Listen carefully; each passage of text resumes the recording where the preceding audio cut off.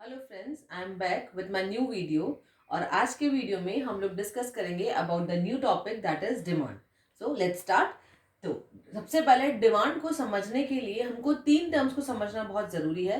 पहला टर्म आपका आता है डिजायर, दूसरा आपका आता है वांट और तीसरा आपका आता है डिमांड। ठीक है। नाउ पहली चीज जो आपकी आती है डिजायर। डिजायर क्या होता है? मान लीजिए डिजायर का बेसिक मतलब जो होता है, अगर मैं शब्दार्थ में बात करूं तो क्या मतलब होता है? इच्छा। कुछ भी हो सकती है। सपोज मेरी इच्छा है कि मुझे BMW चाहिए या मर्सिडीज चाहिए, ये क्या है? मेरा विश। तो डिजायर बेसिकली क्या होता है?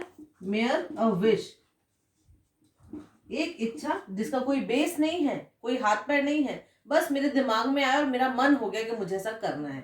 Now second thing, want. Now desire और वांट में क्या फर्क होता है?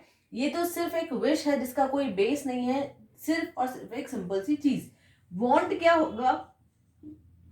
Ability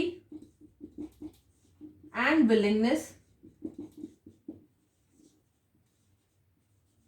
to satisfy want. किसी भी चीज को पूरा करने की जो क्षमता हमारी है, जो कैपेबिलिटी हमारी है, वो वांट कहलाता है।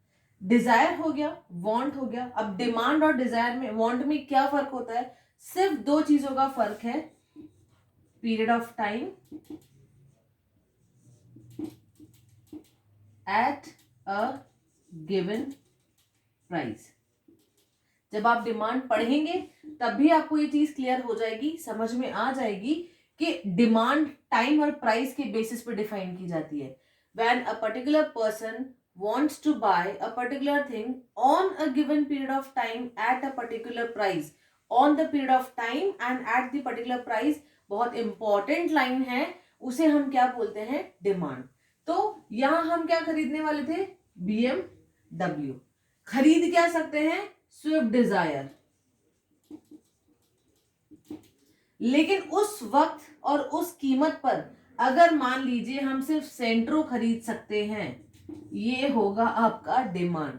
तो हम इच्छा से शुरू होते हुए कहां पर आए? डिमांड पर। इच्छा उतरन वाली मत याद रखिएगा, यहां पर है ये। ठीक है। सी, तो BMW, स्विफ्ट डिजायर एंड सेंट्रो, ये बेसिक एग्जांपल हैं चीजों को समझने के लिए। कॉन्सेप्ट समझ में आ जाएगा, चीजें बहुत इजी हो जाएंगी। तो जो चीज आपकी फेवरेट है उसका हाई लेवल से लेके चलो, फिर अपनी पॉकेट में झांको और उसके बाद देख लो कि उस लेवल में आप उस वक्त क्या खरीद सकते हो, वो आपकी डिमांड बन जाएगी। सो बेसिकली डिमांड होगा क्या? Consumer is able to buy a commodity at a given price on a particular time। ये सबसे इंपॉर्टेंट फैक्टर है पूरी डेफिनेशन का, तो ये चीज आपको ध्यान रखनी होगी। ये तो हो गया बेसिक कॉन्सेप्ट। अब नेक्स्ट आता है कि डिमांड जो है वो दो टाइप की होती है, इंडिविजुअल और दूसरा है मार्केट।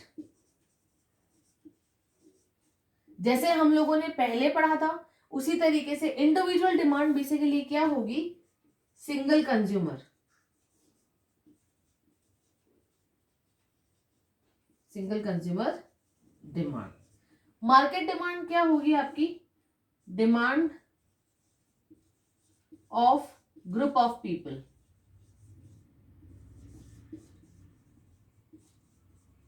तो जब आप एक आदमी की डिमांड की बात करते हैं तो उसे हम बोलते हैं इंडिविजुअल डिमांड। जब आप एक से ज्यादा की बात करते हैं, you can understand it by more than one और मोर देन 2%। जब आप बात करते हैं एक से ज्यादा भी अगर हो जाता है तो वो क्या कहलाएगा? Market demand. दो, दो से चार, 8, 10, जितने भी हम बात करते हैं वो मार्केट डिमांड में आता है। तो ये हो गया आपका टाइप्स ऑफ डिमांड। दो टाइप की होती है, individual demand and market demand का। अब नेक्स्ट चीज क्या आती है? हमने डिमांड की बात करी कि भाई डिमांड क्या होता है, कितने टाइप का होता है। मान लीजिए अगर आपको कोई बोलता है कि आपको डिमांड जो है वो कैसे रिप्रेजेंट करनी है, किस तरीके से आप दिखाएंगे पेपर पे कि डिमांड क्या होती है, तो डिमांड को शो करने के दो तरीके होते हैं। एक होता है आपका कर्व और एक होता है आपका schedule. As the name is curve, सब जानते हैं कर्व बेसिकली क्या होता है, ग्राफिकल प्रेजेंटेशन। जब हम चीजों को ग्राफ के बेसिस पे शो करते हैं that is known as curve. Demand को हम ग्राफ के थ्रू शो करें तो वो क्या कहलाएगा, डिमांड कर्व। स्केड्यूल का मतलब होता है टेबल, ठीक है, जो बेसिक टेबल हम लोग बनाते हैं उसे हम इकोनॉमिक्स में स्केड्यूल कहते हैं। तो अगर आप डिमांड को टेबल फॉर्म में बता रहे हैं तो वो क्या कहलाएगा, demand schedule. Is it clear to everyone? तो दो तरीके से रिप्रेजेंटेशन होता है, on the basis of curve and on the basis of schedule. अब इनको इसके साथ जोड़ दो। अगर इंडिविजुअल की बात कर रहे हैं तो इंडिविजुअल डिमांड कर्व और इंडिविजुअल डिमांड स्केड्यूल। मार्केट की बात करते हैं तो market demand curve and market demand schedule.